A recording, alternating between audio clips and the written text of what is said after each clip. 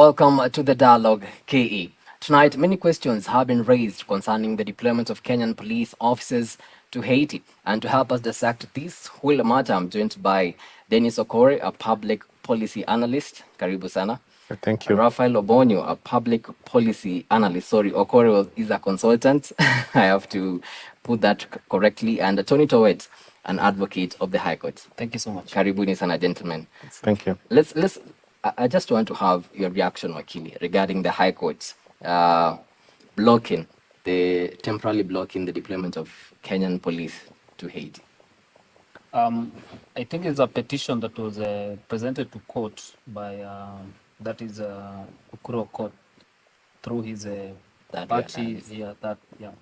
So essentially, the order to temporarily stop the deployment was needed because there are various stages or requirements or prerequisites that every deployment should follow before it is effected.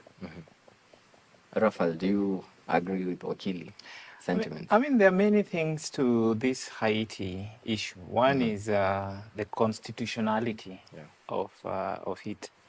Is it constitutional? Then there are also other issues in terms of procedures. Has it been done in the right way? And then I think the bigger part is the interest, the public interest. I think every time you are implementing such a weighty policy decision, you need to ask, in whose interest are we doing this? And largely it should be in the interest of Kenyans. The reason why there's an uproar and why people are concerned is not so much that it is bad to go help another country. Of course, on a humanitarian basis, morally, ethically, it is important for us to do that.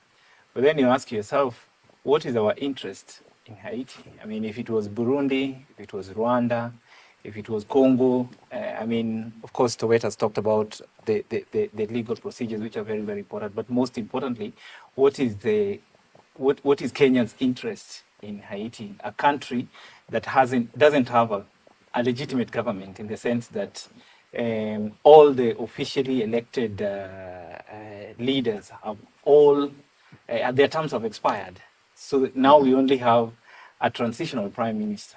We do not even have, it said we don't have an embassy there.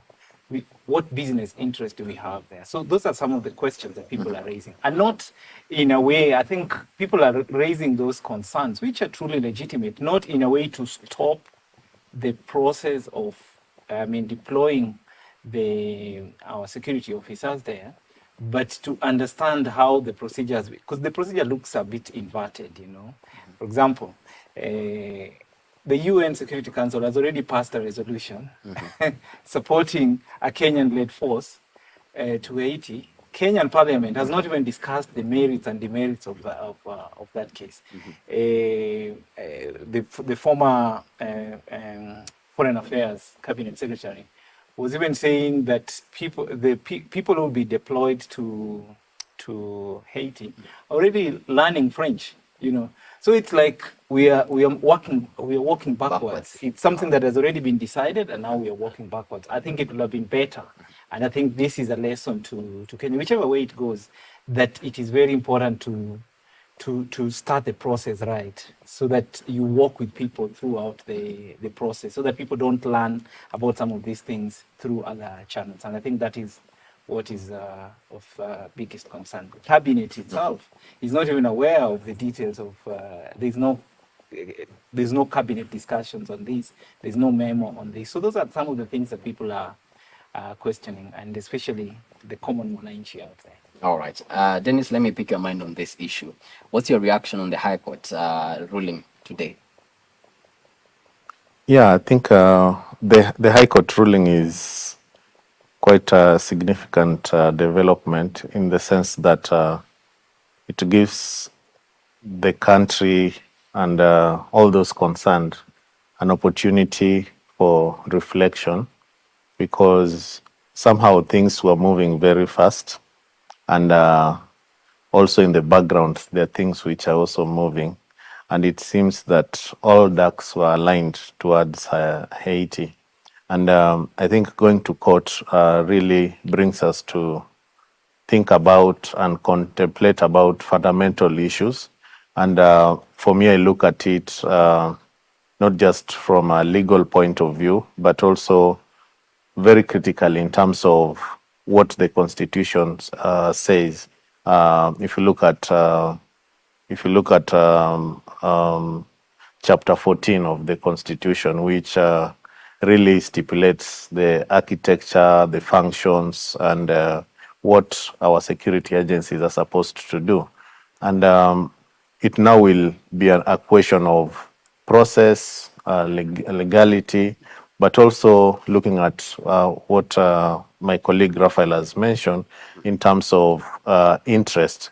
But I think the issue of interest is also quite significant because of the recent happenings in the global stage, the pronouncement by the president, and also the reaction of some of the countries like Americans who have been there very significantly, not only in this dispensation where there's been a civil upheaval, but even during the Haiti earthquake. America has been so much there, and also the French. So why Kenya is a big question that I think going to court now will really bring this into the public domain, and we really align where the public interest, the foreign interest, and even where our foreign policy lies in the whole conversation. Talking of the legality of this whole issue, let me let me introduce you to this now. Former Defense CS Eugene Wamalu and also former Chief Justice Willie Mutunga have actually labeled the move as illegal and risky. As an advocate, do you agree with the sentiments? If I try to look at the legality of it, it will, severe from the political view of everything. First of all, when you asked about the courts today, I think it's a right of everyone to go to court. That's according to Article 258 of 1 of the Constitution. But again, if we try to look at the legality of everything, you see the president has given a promise. He has offered. To offer and to promise does not mean action. It means that you, as an embodiment of the people of Kenya, the symbol of unity and the voices of people of Kenya, he has offered to deploy. And when it comes to issues of deployment, the legality of deployment, there are three tiers of deployment that is envisaged in the Constitution, and also enabling laws. That will be the National Police Act. We also go to the National Police Commission, and also goes to the National Police would be transfers and deployment regulations of 2015. If you look at these particular laws, with a keen eye, you're going to find out that none of the laws, but especially the Constitution, but none of the other laws really speaks into the issues that are at play right now. The issues that are at play right now are those ones that are covered under Article 2526 of the Constitution, where it says that those charters, those conventions that have been ratified in Kenya, this one including the UN Charter, that enabled the pronunciation of the president. So to dig deeper into it, we're going to look at Chapter 7 of the UN Charter that starts all the way from Article 39, goes all the way to 45 and beyond. When an issue has been picked up by the United Security Council that shows that it can destabilize global security, there are means in which the National Security Council, which Kenya is, has ratified as among the laws that is going to apply in Kenya, it is going to invite its member states to provide facilities, equipments, and territory access, so that they can be able to quell down such things that could cause a threat to international security, global security. When you come to the ratification, once there is something called multinational, it's called MMS, multinational security something, that each and every once it is passed, for this one it was passed by 13 countries, and Russia and China absconded, or they did not vote for it. But it doesn't outweigh the reasons why the vote by about 13 countries. So to say this is, to say that what the president has done is legal to some extent because he has just offered. And in Kenya now, when you talk about Article 240 of the Constitution, that is Article 240 sub Article 8 of the Constitution, we are talking about a decision that has been made by the National Security Council. National Security Council that is chaired by the president, by the deputy president, the cabinet secretary for defense, cabinet secretary for the interior, and all of those other people, attorney general, and all those other people. Once they sit down and pass a resolution, it is going to be subject to the approval of the National Assembly. That's why Kithure Kindiki... Actually, yesterday he said that the parliament is going to approve the same. So when my friend says that it has been done in reverse, I do not think so. This is just an offer the president gave when they sat in that, national security, could be council or something. So now there's giving the aspiration of its people to participate in restoring global peace. But the question is, why allow Kenya to go to the mission in Haiti while the parliament is not approved? Why don't we start the process from bottom all the way to the top? I have a simple answer. I have a simple answer to that. When the president left the country, when he was going to the meeting in wherever that was, he did not know the resolution of the National UN Security Council. That, these were when everything was discussed, and under Article 39 of the UN Charter, it popped up as an issue, the Haiti popped up as an issue that requires, international intervention by member states of the UN. So this means that you have, as a representative of the people who you have, taken initiative to go to such meetings, you have to have, a resolution as a person that I offer this and this and this and this. Then when you come to back to the country, then you come now and regularize it.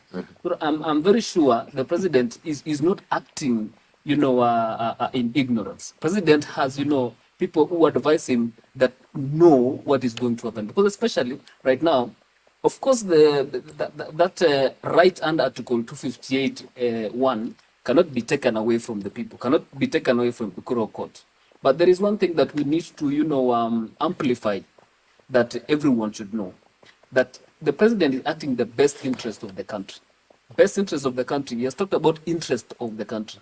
We do not have any interest in Haiti, but we have interest in global security, and any destabilization in the global security would affect Kenya. Common Mwananchi will argue that we have our own issues. The issue of Al-Shabaab in the country, in the coastal areas, the issue of the bandits. We are yet to calm all these situations. Why do we need to go to Haiti? Yeah, and I think that is one of the issues that has been raised in the petition that has been submitted to High Court on the issue of public participation. What is the public saying about all this? And we are a country of laws. The Constitution is the foundation of our republic. It's really not about the person in office. If it was about the person in office, today it will be Towet, a very good, reasonable gentleman. Tomorrow it might be Raphael Obonyo, a vicious, self-centered, greedy human being. So we cannot really rely on the person in the office. The only thing that we can rely on is the Constitution.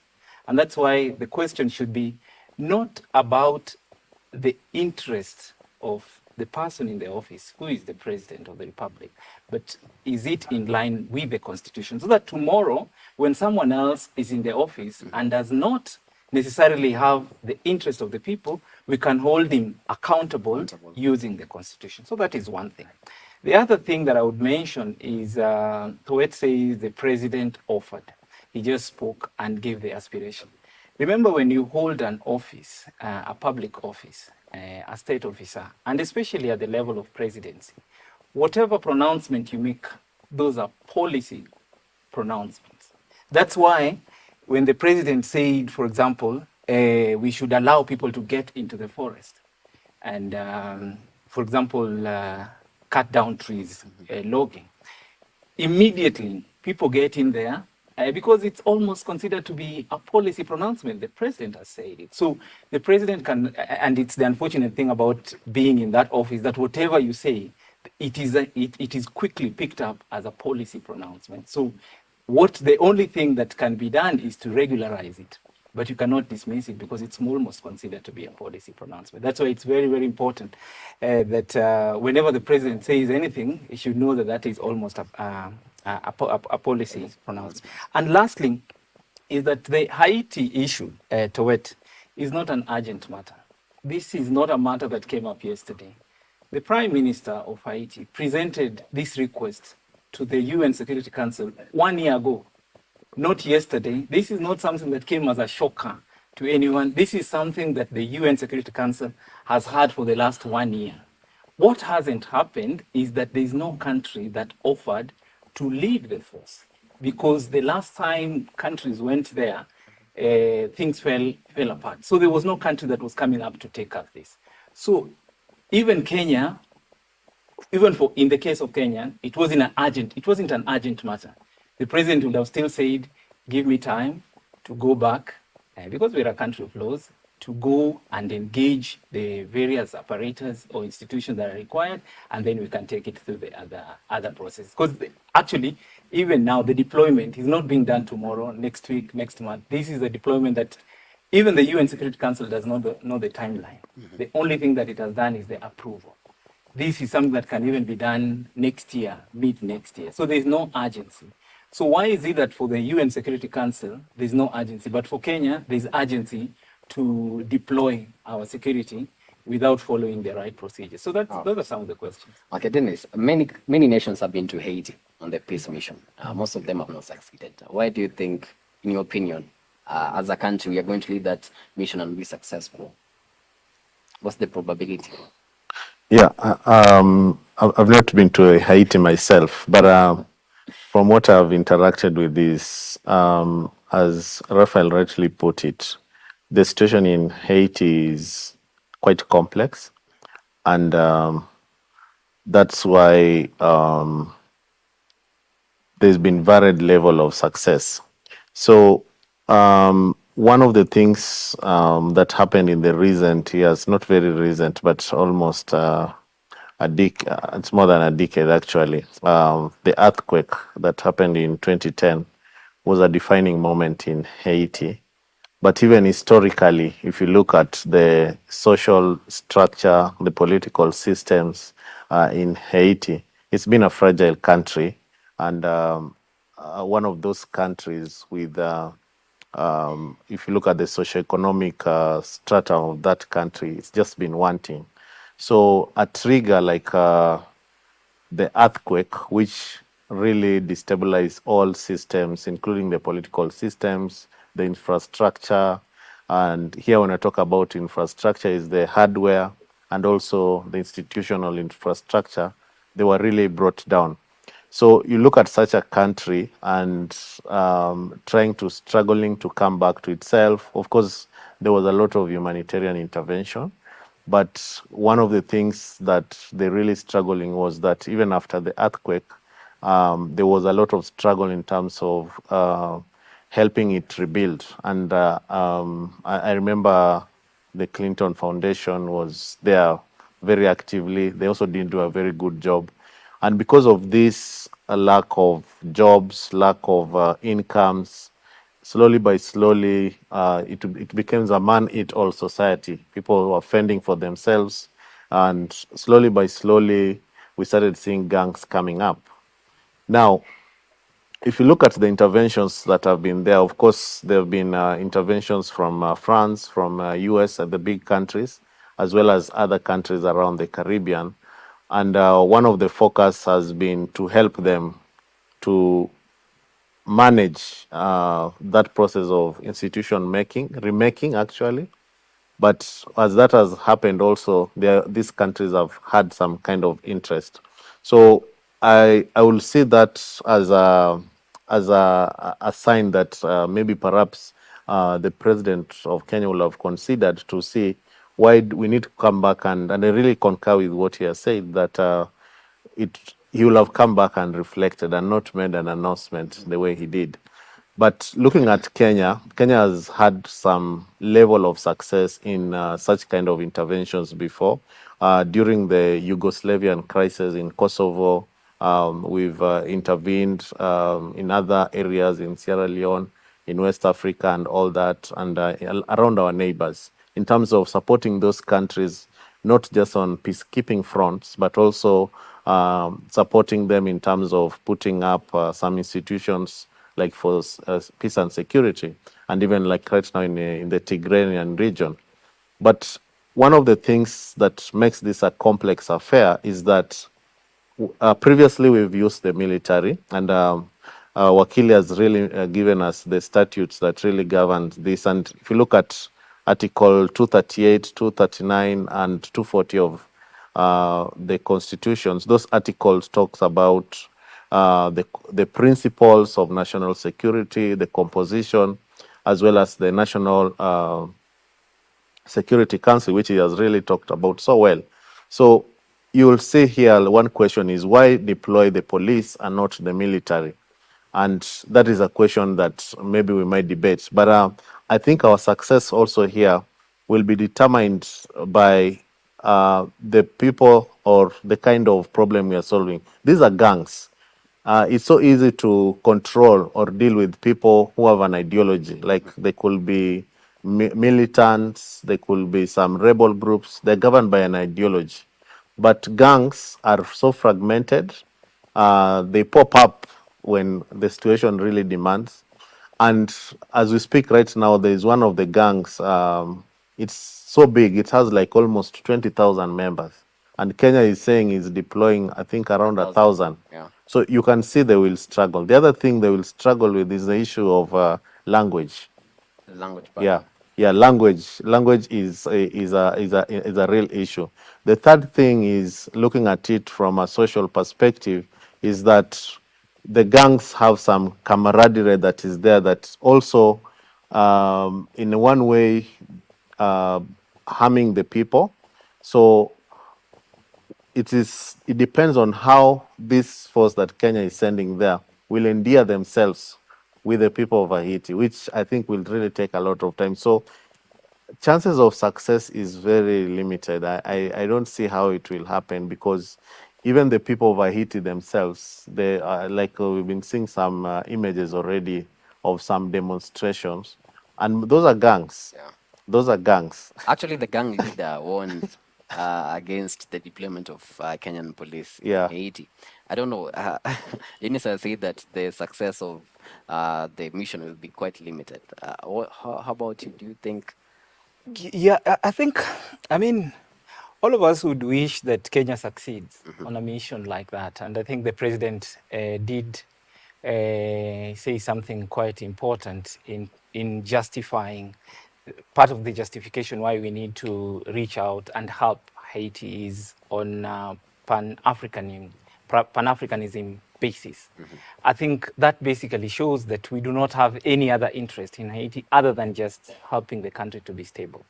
Why the previous missions have failed is that perhaps Haiti saw them as people who had extra interest other than just helping them. So perhaps Kenya might be seen as a brotherly country that is really just coming to help people put their house in order. So chances are they might be more receptive to Kenya. But I remain also guardedly optimistic because the resolution that was passed by the UN Security Council only had one country providing the force, which is Kenya. The other countries, Jamaica, Barbados, all the others have said they are going to provide personnel, not necessarily force. So as it stands, it's only Kenya that is going to provide a security. Why is it that even after Kenya has offered to provide, to lead the force, no other country is coming forward to say, look, we also want to add, just like it has happened within the other frameworks, whether we are talking about AMISON in Somalia, whether we are talking about the current situation in Congo. It's not always one country going, it's always a country leading, but there are also other countries also topping up. So I'm really concerned about that UN Security Council could not pay back the positive gesture that Kenya has made and say, look, Kenya has offered 1,000. This is a situation that truly cannot be managed by 1,000 police officers. This is a situation that requires a big number. We are also going to follow it up. Why is it that UN Security Council is not taking up that responsibility to urge other countries, not just to offer personnel, because personnel is largely humanitarian. Yeah. And imagine countries so close as Jamaica are saying they're not offering their security officers, they're offering personnel, which is largely humanitarian. So that really also leaves Kenya a bit exposed. Countries like the US, who have volunteered to provide resources, they're providing resources and standing back. And the situation in Haiti is dire. Ecologists gave us a bit of it, but if you look at the socioeconomic situation in Haiti, over 60% of people in Haiti are actually living below, they say they're living below the poverty line, $2 a day. Poor people. We do not have a legitimate government there as it stands. You know, if you have a government, it is easier because the lasting solution is really not in Kenya going to Haiti. The lasting solution in a situation like that relies with the government of the day, because we are going in to back the government of the day. As it stands, there is no legitimate government. So who is this that is going to give Kenya the cushion that it needs, the foundation that it needs, the backing that it needs while in Haiti? I think how safe are the police? How safe are the police? You know, the language things, at least those are things that can, people can learn French. We all learn this foreign language. But a situation where you are on your own in a country that you have no idea about, I think it can be really, really tough.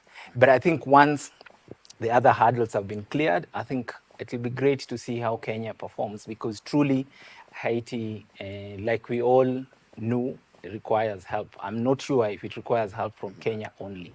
Yeah. And I'm not sure if it is Kenya only that is concerned about the global situation. Other countries need to step in. You talked about the urgency of the matter, and actually IPOA, the Independent Police Oversight Authority, CEO Elema Halake said actually they're in the dark. They don't know which unit of the police will be sent to the war-torn Caribbean country. I mean, why is our president even mentioned the issues of welfare, like how will this force that is going there, where will they going to stay, and how are they going to be received, and just their well-being as they deliver on this mandate. And it really touches on what he said, like who is going to receive them there.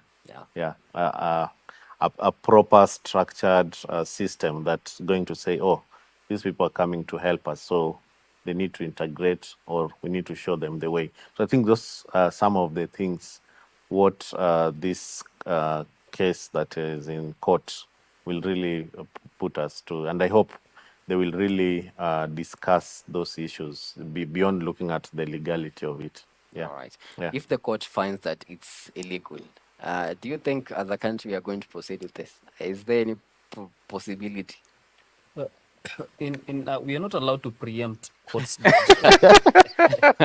because if we do that, we will be trying to usurp, the function of the court, which is essentially, as Okora said, is to try and test the legality and talk about the constitutional, meaning and stipulation of the constitution or the position of the law in whatever is going on. But all along, I think we got lost, as I was trying to also uptake the take of our co-panelists, and we have gone to where we are trying to we are trying to massage the police and say these people, they want to be received. This is an issue that we need to take it head on, because Kenya is trying to stamp an authority in or participate in the world processes of the world, to give itself a place in the world.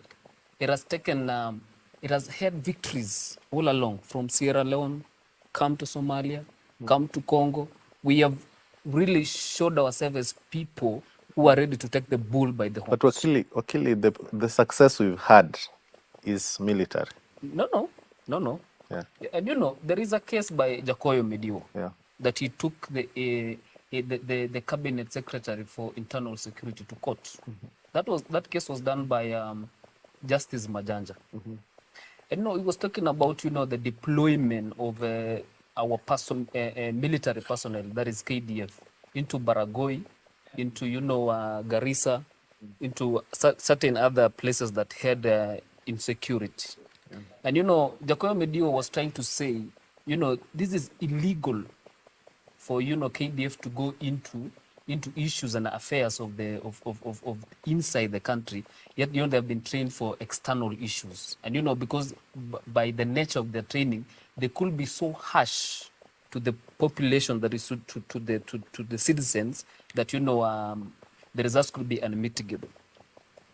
But again, we are, you know, confronted by a situation where the infrastructure of, you know, Article 243, the National Police Service, as you know, made the National Police Service and all the police to only be concerned about issues in the country, Correct. but not issues outside the borders of the country.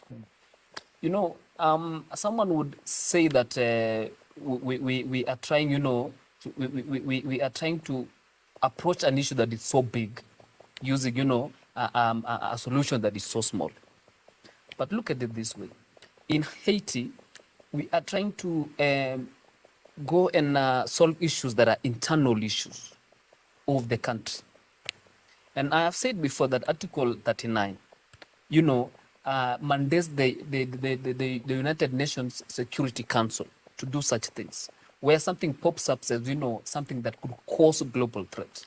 I think if we lose the threat of our argument, then we plunge into emotional issues that are not actually at play at what we are talking about. What we are talking about is that Kenyan police have been known, and I know this one will bring issues. No, we are waiting to hear how they are known. Yes, Yeah. known, you know, for, you know, quelling uprisings that, you know, I would say could be able to destabilize the structures of a nation. Essentially, when we talk about the Haitian situation, their topology, political topology, you know, has been toppled down because these gangs that, you know, Okore has said, have been able to have an upsurge so that the whole nation is now under threat. The function of the police of Kenya, among other people, among other, you know, humanitarian personnel that we have been told are going to be deployed there, is to assuage the let's say, let's take it like, you know, a big bowl that has a boiling water. And, you know, everything is boiling inside, and the police are sent there so that they can assuage it, to be able to let it out and let the country work again. Can I just say something, Kennedy? I think just quickly. One is part of the counter argument for taking for Kenya going into Haiti has been based on the failure of the previous missions. And what was the failure of the previous missions? One of them is the use of force on the populace, because the use of force in a foreign country can cause even bigger problems. And that is why you normally see when UN Security Council, or UN peace missions or AU peace missions are sent to a country, it is never to harm or quell it is always to find a way of just stopping them from engaging in violence without using force. So in this case, and Okore has told us, we are dealing with gangs. You know, these are not people you are going to engage and interact with, and you're going to use force. And that is what the UN Security Council didn't want to discuss, of how are we going to, what approach are we going to use in a situation where there is no legitimate government. So that is one. Two, if you look at the mission in Iraq, the US mission in Iraq, part of the reason why it failed, and now Libya, part of the reason why we are having the kind of situation that we have both in Iraq and Libya is because there was no government to hand over to after you've done what you call stabilizing the country. whom did US hand over the country to after they said they had already quelled everything? Whom did they hand over to in Libya after they said they had quelled over to? So that is what is going to happen in Haiti if there is no, if this matter is not thought through properly. Because Kenya is not going to be there for forever. Kenya has to hand over to, remember the reason why actually the situation in Haiti, the UN Security Council is taking it seriously, and the US as one of the countries with veto powers, is because Haiti is supposed to do elections. So all this stabilization is for Haiti to have an election. Are we ready for a situation where if election doesn't happen, then we will have, Kenya will be there for the long haul? I really don't know. So that is why it is very important to have someone on the ground, so that after you've done all these other things, you hand it over, because Kenya is not going to take over another country. That is called occupation. You cannot do that. Okay, as you conclude, Dennis, as a country, moving forward, should we abort the mission or proceed with it, in your own opinion? Yeah, for me, I will look at the country as Kenya, and we have a couple of challenges, and I think we need our police more than they're needed in Haiti. And I say this because if you look at even the ratios of citizen, like one police serves approximately 190 people, yeah. And that number in itself really shows you something. And we already have some challenges within the country. Where I come from, in my village in Nyakach, there's been issues of fighting, border issues. We have issues in Lamu. We have issues in Samburu, you know. These are issues where we need our police more than they are needed there.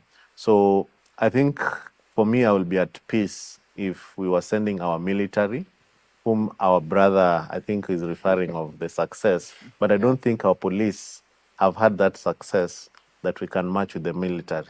Our military have been so good.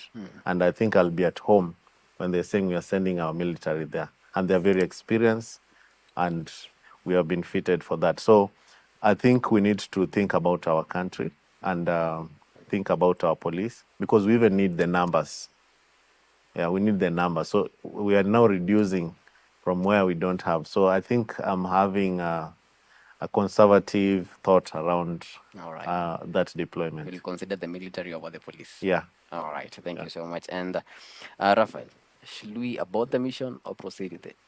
It doesn't go wrong. It starts wrong. So it started wrong. And I think that's the reason why we should abort that mission, because it hasn't started right, in the sense that we cannot have it starting in New York, coming down to Kenya. It has to start here. So we need to hear our cabinet members conversing on this issue. We need to see Parliament, National Assembly debating robustly on this issue. We need the public itself to engage on this matter. Then that way it will be really something that Kenyans can now say, look, we all agreed that we should go in, or we shouldn't go in. But the way, doing all the analysis, it looks like we are setting ourselves for real failure. And it's a risky endeavor. It does not necessarily mean that we can't succeed. We can, but what is required is not really what we are offering.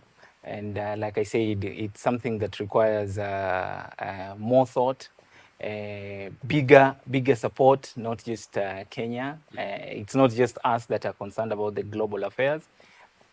We should see many more people coming into play. But as it is, I think it wasn't done right. Information is scanty. But the good thing is, why I like the court procedures and court processes, is that way we'll get to know where did this emanate from, who gave this approval, who else is involved in this. Then that way we'll be able to, as it is, the information that we currently have, I think would favor anyone to say we shouldn't go in there, because it's so scanty, so limited, and looks like it's not in our favor at all. Yeah. Wakili, I know you've said that you need to stamp our authority as a nation in the world. I'm sure you would say we proceed with it, or am I wrong with that? The scarcity of food in a home does not mean that we are not going to give charity. Our inability to help ourselves just like Okorea said, does not mean that we are not going to help others. And this is a chance that has presented itself, so that our police officers could learn more, so that we could expose ourselves to possibilities that has ever presented itself before. So we should proceed with the mission. I believe that apart from the regularization, which involves only the issue with Article 240 sub Article 8, I do not and I do not think that there is any barrier for us to be able to make a name for ourselves and be able to take the lead in the continent. As you know, we are also trying other things, inside the country and, a continent as a whole. I do not think that we should limit ourselves and, make ourselves feel like we are so small and make ourselves feel like we can do nothing. When, the situation has presented itself and it needs men to handle it. And I believe Kenyans, they say that, an average Kenyan man, could serve in the US military without even having any issue because they are tough already. All right, I guess that's a good point to end it there. Kenyans are tough already. Let's wait and see what the courts will say regarding the matter. Thank you so much, gentlemen, for your time.